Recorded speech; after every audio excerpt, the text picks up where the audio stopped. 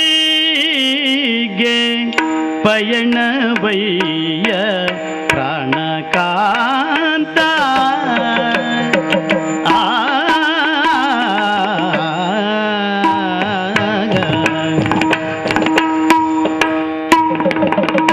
ಆವಲಿಗೆ ಪಯಣವಯ್ಯ ಪ್ರಾಣಕಾಂತ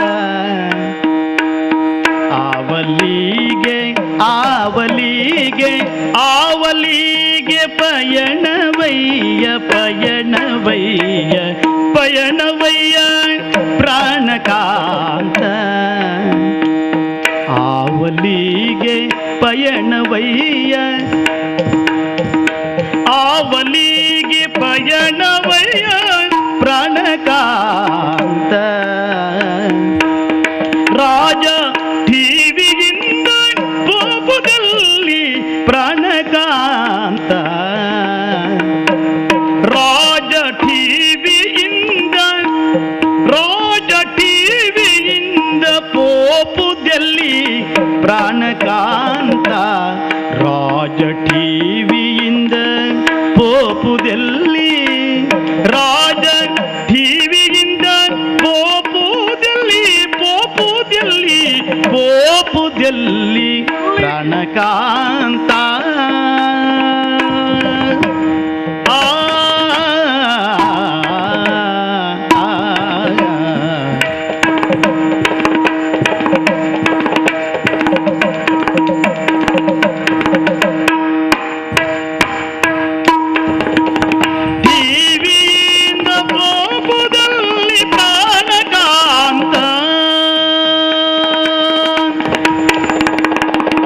ಚಂದನವ ಅಡರಿಕೊಂಡು ಪ್ರಾಣಕಾಂತ ಚಂದನವ ಅಡರಿಕೊಂಡು ಪ್ರಾಣಕಾಂತ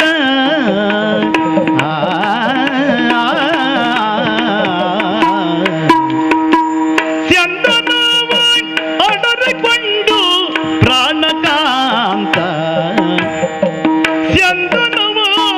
ಅಡರಿಕೊಂಡು ಪ್ರಾಣಕಾಂತ ಬಲು ಚಂದದಿಂದ ಪೋಪುದಲ್ಲಿ ಬಲು ಚಂದದಿಂದ ಪೋಪುದಲ್ಲಿ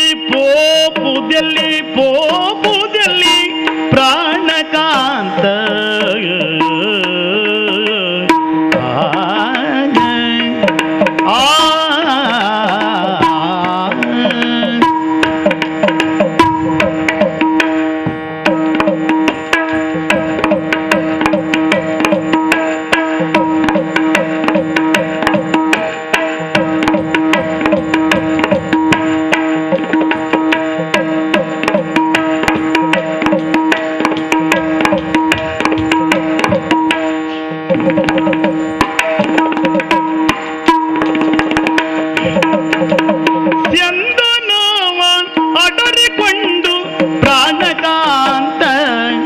ಬಲು ಚಂದದಿಂದ ಪೋಪುದಲ್ಲಿ ಪ್ರಾಣಕಾಂತ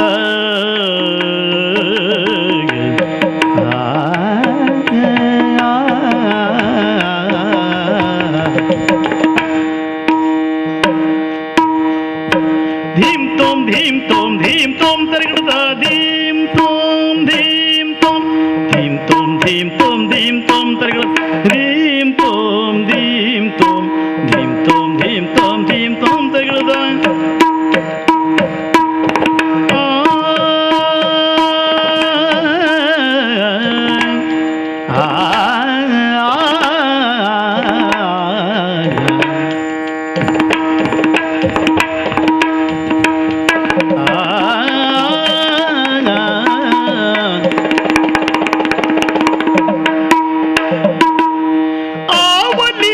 ಪಯಣವಯ್ಯ ಆವಲಿಗೆ ಪಯಣವಯ್ಯ ಪ್ರಾಣಕಾಂತ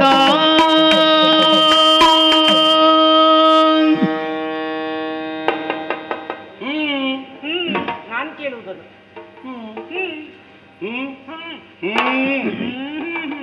ಯಾಕೆ ನನಗೆ ತಿಳಿದಿದೆ. ಏನು ಹೆಂಡತಿಯ ಮನೆಗೆಲ್ಲ ಬರೋರು ಹೀಗೆಲ್ಲ ಇರ್ತಾರೆ ಯಾರಾದ್ರೂ? ವಿಶೇಷವಾದ ರಾಜ ಟಿವಿಯಿಂದ ಬಂದಿದ್ದೀರಲ್ಲ? ರಾಜ ಟಿವಿ ನಾವೇನ್ ಕಡೆ ತರಬೇಕೇನಿ? ಯಾಕೆ? ರಾಜಕುಮಾರನಾದ ನಾನು ರಾಜ ಟಿವಿಯಿಂದ ರಾಜ ಬೀದಿಯಲ್ಲಿ ಹೋಗುವುದು ನೋಡಿಯೇ ನಿನ್ನಪ್ಪ ನನ್ನ ಮಗಳಿಗೆ ಇವನೇ ಆದಿತ್ತು ಅಂತ ಕೊಟ್ಟದ್ದು. ಅದು ಗೊತ್ತಿದ್ದೇ ಈ ಮಾತನ್ನ ಕೇಳ್ತಾ ಇರೋದು. ಇವತ್ತಿನ ಕ್ರಮ ಹಾಗಲ್ಲ. ವಿಶೇಷವಾದ ರಾಜ ಟಿವಿ. ಎದೆಯಲ್ಲಿ ಏನಿದು? ಸೀಸ ಕವಚ. ತಲೆಯಲ್ಲಿ ಏನು? ಶಿರಸ್ತ್ರಾಣ. ಹೌದು. ಕೈಯಲ್ಲಿ ಧನುರ್ಬಾಣ. ಹೌದು. ಎಂತದೆ? ಹೆಂಡತಿ ಮನೆ ಬರುವಾಗೆಲ್ಲ ಇದ್ಯಾಕೆ? ಹೆಂಡತಿ ಮನೆಗೆ ಬರುವಾಗಲ್ಲ ಈ ಆಯುಧ ಬೇಡ. ಮತ್ತೇಕೆ? ಅಲ್ಲ ಬೇಡ. ಹಾ, ಹೆಂಡತಿಯ ಮನೆಗೆ ಬರುವಾಗ ಹೀಗೆಲ್ಲ ಬಂದವರಲ್ಲ. ನೋಡು, ಏನು ಹೊಸದು ರೀತಿಯಲ್ಲಿ ಬಂದರೆ ನೀನು ಸಂತೋಷ ಪಡುತ್ತೀಯಾ ಎಂದು ನಾನು ಈ ರೀತಿ ಯುದ್ಧದ ಆಭರಣಗಳನ್ನು ಧರಿಸಿ ಧನುರ್ಬಾಣಗಳನ್ನು ಹಿಡಿದು ಬಂದದ್ದು. ಅಲ್ಲಿಗೆ ತಿಳಿಯಿತು ನೀವು ನನ್ನ ಮನೆಗೆ ಬಂದವರಲ್ಲ ಎನ್ನುವುದು ಸ್ಪಷ್ಟವಾಯಿತು. ಎಂತ ಹೇಳ್ತೀಯೇ? ಯಾಕೆ? ರಾತ್ರಿಯನ್ನ ಕಳೆಯುವುದಕ್ಕಾಗಿ ಹೆಂಡತಿಯ ಮನೆಗೆ ಗಂಡ ಬಂದಾಗ ಸ್ವಾಮಿ ನೀವು ಇಲ್ಲಿಗೆ ಬಂದಿರೋ ಅಂತ ಕೇಳಿದ್ರೆ ನಾವು ಎಲ್ಲಿಗೆ ಹೋಗುದಪ್ಪ? ನಾನು ಹಾಗೆಲ್ಲ ಹೇಳ್ತಾ ಇರೋದು. ನೀವು ಬಂದಿರುವುದು ನನ್ನ ಮನೆಗೆ ಆದ್ರೂ ಕೂಡ ಎಲ್ಲಿಗೋ ಹೊರಟಿದ್ದೀರಿ ಅನ್ನೋದು ಸ್ಪಷ್ಟ ಆಗ್ತಾ ಇದೆ. ಬಂದದ್ದು ಇಲ್ಲಿಗಾದರೂ ಇಲ್ಲಿಗೆ ಎಂದು ಬಂದದ್ದಲ್ವಾ? ಮತ್ತೆ ಯಾವ ಸಾಕ್ಷಿ? ಸಾಕ್ಷಿ ಉಂಟು. ಅಲ್ಲಿ ನೋಡಿ, ಅಲ್ಲಿ ಆ ಕಡೆಯಲ್ಲಿ ಮಾರ್ಗದಲ್ಲಿ ಮಣಿಮಯವಾದಂತಹ ರಥವಿದೆ. ಕುದುರೆ ಸಿದ್ಧವಾಗಿ ನಿಂತಿದೆ. ಹೌದು, ಕೆನೆಯುತ್ತಾ ಇದೆ. ಸಾರಥಿ ಈ ಕಡೆಯಲ್ಲೇ ನಿರೀಕ್ಷಿಸುತ್ತಿದ್ದಾನೆ. ಹೌದು. ಅಂದ್ರೆ ರಥ ಹತ್ತಿ ಎಲ್ಲಿಗೋ ಹೊರಡುವುದಕ್ಕೆ ಸಿದ್ಧರಾಗಿದ್ದೀರಿ. ಅದಕ್ಕೆ ಕೇಳಿದ್ದು. ಅಲ್ಲ ಹಾಗೆಲ್ಲ ಬಂದ್ರೆ ನೀ ಸಂತೋಷ ಪಡ್ತೀಯ ಅಂತ. ನಾ ಬಂದದ್ದು ಇಲ್ಲಿಗೆ. ಅಲ್ಲ, ಎಲ್ಲಿಗಾದ್ರೂ ಹೋಗುದಿದ್ರೆ ನನ್ನೇ ಜೊತೆ ಮಾಡಿಕೊಂಡು ಹೋಗುದಿದ್ರೆ ಸಂತೋಷ ಪಡಬಹುದು. ಈಗ ನೀವು ಧರಿಸಿರುವಂತಹ ಆಭರಣಗಳನ್ನ ಕಂಡಾಗ, ಆ ರಥವನ್ನು ಕಂಡಾಗ ನೀವು ಎಲ್ಲಿಗೋ ಹೊರಟಿದ್ದೀರಿ ಅನ್ನೋದು ಸ್ಪಷ್ಟ. ಎಲ್ಲಿ ಹೊರಟದ್ದು? ಅಲ್ಲ, ನಿನ್ನ ಕರ್ಕೊಂಡು ಹೋಗ್ಲಿಕ್ಕೆ ಬೇಜಾರಿಲ್ಲ, ಕರ್ದಲ್ಲ ನೀ ಬರುವುದಿಲ್ಲ, ಅದೇ ಬೇಸರ ನಮ್ಗೆ ಅಷ್ಟೇ. ನಾನು ಇಲ್ಲಿಗೆ ಬಂದದ್ದು. ಇಲ್ಲ, ನೀವು ಸುಳ್ಳು ಹೇಳ್ತೀರಿ. ಖಂಡಿತ ಇಲ್ಲ. ಭಾವಭಕ್ತಿಯಿಂದಲಾನು ಪ್ರಾಣಕಾಂತನೇ, ಭಾವಭಕ್ತಿಯಿಂದಲಾನು ಪ್ರಾಣಕಾಂತ, ಕೇಳ್ವೆ ನೀನೊಲಿದು ಬೀಳುವುದೆನಗೆ ಪ್ರಾಣಕಾಂತ, ಕೇಳ್ವೆ ನೀನೊಲಿದು ಬೀಳುವುದೆನಗೆ ಪ್ರಾಣಕಾಂತ, ಆವಲಿಗೆ ಪಯಣವಯ್ಯ, ಆವಲಿಗೆ ಪಯಣವಯ್ಯ, ಆವಲಿಗೆ ಪಯಣವಯ್ಯ ಪ್ರಾಣಕಾಂತ. ನಿಮ್ಮ ಬಗ್ಗೆ ಇರುವ ಸಲಿಗೆಯಿಂದ ಪ್ರೀತಿಯಿಂದ ನಾನು ಹಾಗೆಲ್ಲ ಕೇಳಿದೆ ಅಂತ ಭಾವಿಸಿಕೊಳ್ಳಬೇಡಿ. ನನ್ನ ಮನಸ್ಸಿನೊಳಗಿರುವಂತಹ ಭಾವನೆಯನ್ನು ಸರಿಯಾಗಿ ಅರ್ಥ ಮಾಡಿಕೊಳ್ಳಿ. ನಾನು ಭಾವದಿಂದ ಕೇಳಿದ್ದು ಪರಿಶುದ್ಧರಾಗಿ ಭಕ್ತಿಯಿಂದ ಕೇಳ್ತೇನೆ, ಕಾಲಿಡಿದು ಕೇಳ್ತೇನೆ. ಈ ಪ್ರಭಾವತಿಯಲ್ಲಿ ಹೇಳದೇ ಇರ್ತೀರಾ? ಅರ್ಧಾಂಗಿ ಎನ್ನುವ ಅಧಿಕಾರದಿಂದ ಕೇಳುವುದಲ್ಲ, ಭಾವ ಭಕ್ತಿಯಿಂದ. ನಳಿನಾಕ್ಷಿ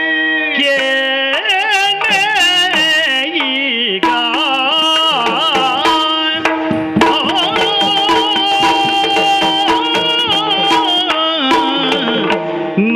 ನಳಿನಾಕ್ಷಿ ಕೇಳೆ ಈಗ ನರನಾಡನೆ ಕನಕ ಕೈದುವೆನು ಬೇಗ,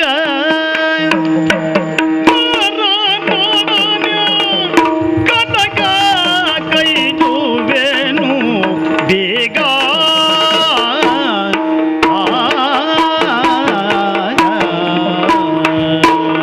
ಪ್ರಭಾವತಿ, ಹೇಳುವಾತ ಏನನ್ನು ಯೋಚಿಸಬೇಕು ಗೊತ್ತಾ? ಕೇಳುವವರಿಗೆ ಎಷ್ಟು ಆಸಕ್ತಿ ಉಣ್ಣುವುದನ್ನು ಯೋಚಿಸಬೇಕು. ಮೈಯೆಲ್ಲ ಕಿವಿಯಾಗಿ ಕೇಳುವ ತವಕ ನೀನು ಹೊಂದಿದ್ದೀಯಾ ಅಂತ ಹೇಳ್ತೇನೆ. ಚಂಪಕಾ ನಾಡಿನಲ್ಲಿ ನಡೆದಂತ ವಿಶೇಷ ಘಟನೆ ನಿನಗೂ ಗೊತ್ತು ತಾನೆ? ಸ್ವಲ್ಪ ಸ್ವಲ್ಪ. ಬಂಧು ಹತ್ಯಾ ದೋಷ ನಿವಾರಣೆಗಾಗಿ ಯಜ್ಞವನ್ನು ಕೈಗೊಂಡು ಧರ್ಮರಾಯ ತುರಗವೊಂದನ್ನು ಪೂಜಿಸಿ ಬಿಟ್ಟಿದ್ದಾನೆ. ಯಜ್ಞ ತುರಗ ಇಲ್ಲಿಯವರೆಗೆ ಬಂದಿದೆ. ಅದನ್ನು ನಮ್ಮ ತಂದೆಯವರು ಕಟ್ಟಿದ್ದಾರೆ. ಸೇನಾ ನಾಯಕನಾಗಿ ನಾನೇ ಯುದ್ಧಕ್ಕೆ ಹೊರಟಿದ್ದೇನೆ. ಯಾರೊಡನೆ ಗೊತ್ತಾ?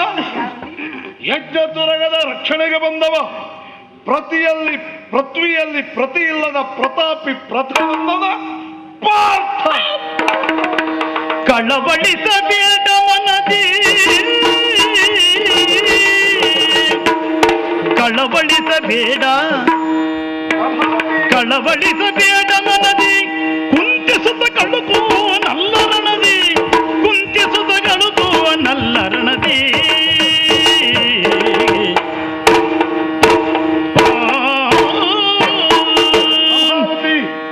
ಅಳುಕಬೇಕಾಗಿಲ್ಲ ಅಂಜಬೇಕಾಗಿಲ್ಲ ಸುರರು ಮೆಚ್ಚುವ ಹಾಗೆ ಅರ್ಜುನಲ್ಲಿ ನಾನು ಹೋರಾಡ್ತೀನಿ ಕಾಂತ ಕೇಳೆನ್ನ ಸ್ವಲ್ಲಾಗ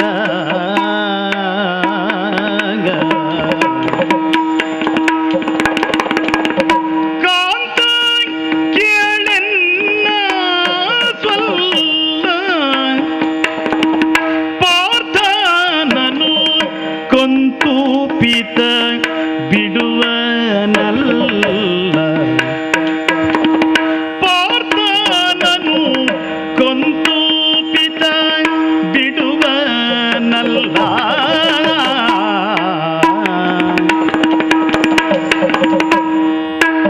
ಎಂತು ಗೆಲ್ಲಬಹುದೋ ನಿಮಗೆ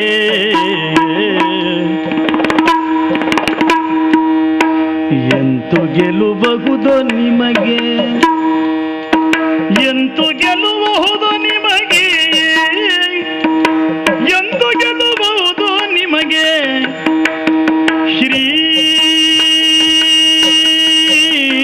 ಕೃಷ್ಣ ಶ್ರೀ ಕೃಷ್ಣ ಶ್ರೀ ಕೃಷ್ಣ ಸಂತಸದಿ ಸಾಧ್ಯ ನಮಗೆ ಶ್ರೀ ಕೃಷ್ಣ ಸಂತಸದಿ ಸಾಧ್ಯ ನಮಗೆ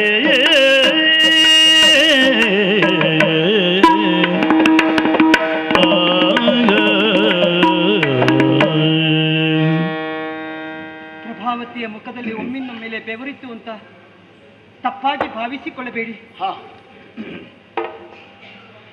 ಪ್ರಭು, ನೀವು ಹಾಸ್ಯ ಮಾಡಿದ್ದೀರಿ, ರಮಿಸಿದ್ದೀರಿ, ಸಂತೋಷವನ್ನ ಪಟ್ಟೆ.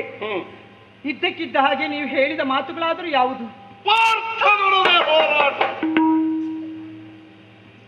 ಯಾಕೆ ಅದನ್ನು ಕೇಳಿ ಸಹಿಸಿಕೊಳ್ಳುವ ಶಕ್ತಿ ನನಗಿಲ್ಲ. ನನಗ್ಯಾಕೆ ಪ್ರಪಂಚದ ಯಾವ ಹೆಣ್ಣುಗಳಿಗೂ ಇರುವುದಿಲ್ಲ. ಪತಿಯ ಬಗ್ಗೆ ಪ್ರೀತಿ ಇರುವಂತಹ ಪ್ರಭಾವತಿ ಆ ಮಾತುಗಳನ್ನ ಕೇಳಿ ಸಹಿಸಿಕೊಳ್ಳುವಷ್ಟು ಶಕ್ತಿ ನನಗಿಲ್ಲ ಪ್ರಭು. ಯಾವ ವೇದನೆಯೋ ನಿನಗೆ? ನನ್ನ ಅರಸನ ಯೋಗ್ಯತೆಯನ್ನ ನಾನು ತಿಳಿದುಕೊಂಡಬಲ್ಲೆ. ನಿಮ್ಮ ವಿಕ್ರಮವನ್ನು ಅರ್ಥ ಮಾಡಿಕೊಳ್ಳಬಲ್ಲೆ. ಹೋಗಿ ಪಾರ್ಥನನ್ನ ಗೆಲ್ಲುತ್ತೀರಿ ಎನ್ನುವ ವಿಶ್ವಾಸವೂ ನನಗಿದೆ.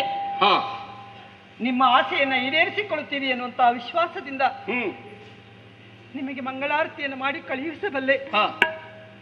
ಆದ್ರೆ ಯುದ್ಧ ಅಲ್ಲಿಗೆ ನಿಲ್ಲುವುದಿಲ್ಲವಲ್ಲ? ಖಂಡಿತ ನಿಲ್ಲುವುದಿಲ್ಲ. ನೀವು ಹೇಗೆ ನಿಮ್ಮ ಆಸೆಯನ್ನು ಈಡೇರಿಸಿಕೊಳ್ಳುವುದಕ್ಕಾಗಿ ಹೋಗ್ತೀರೋ, ಆಸೆಗಳಿಗೆ ಅಧಿಪತಿಯಾದಂತಹ ಮನ್ಮಥನ ಅಪ್ಪ ಒಬ್ಬ ಇದ್ದಾನೆ, ಕೃಷ್ಣ. ಕೃಷ್ಣನ ಬಲ ಆ ಪಾರ್ಥನಿಗಿದೆ. ಮಮ ಪ್ರಾಣಾಹಿ ಪಾಂಡವಾಹ ಅಂತ ಮಾತು ಕೊಟ್ಟವನು. ಅಷ್ಟೇ ಅಲ್ಲ, ಎಷ್ಟೆಷ್ಟೋ ಸಂದರ್ಭಗಳಲ್ಲಿ ಪಾರ್ಥನನ್ನ ಸಂರಕ್ಷಿಸಿದವನು ಶ್ರೀಕೃಷ್ಣ. ಆತನ ಬಲ ಆತನಿಗಿದೆ. ಹೀಗಿರುವಾಗ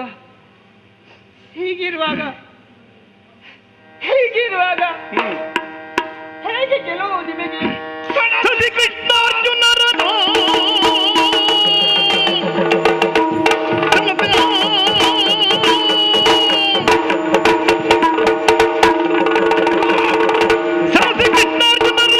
ಸೋಗಸದಿ ದಣಿಸೆಗೆ ಮೆಟ್ಟಿಸುವನು, ಸೋಸದಿ ದಣಿಸೆಗೆ ಮೆಟ್ಟಿಸುವನು. ಸಣಸಿ ಕೃಷ್ಣಾರ್ಜುನರನು ಸೋಸದಿ ದಣಿಸೆಗೆ ಮೆಟ್ಟಿಸುವನು.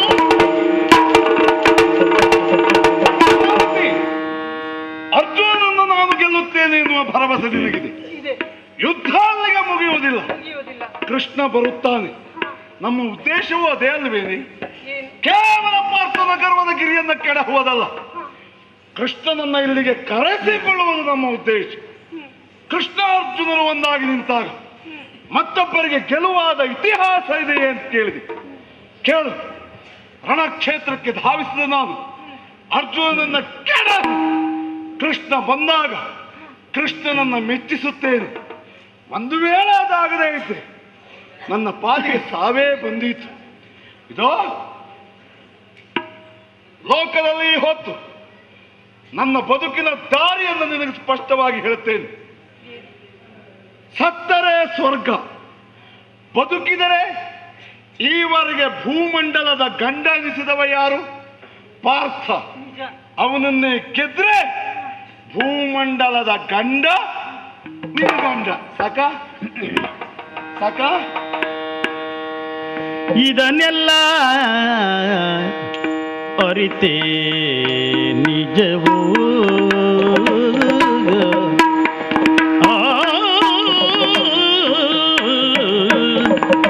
ಇದನ್ನೆಲ್ಲ ಅರಿತೇ ನಿಜವೋ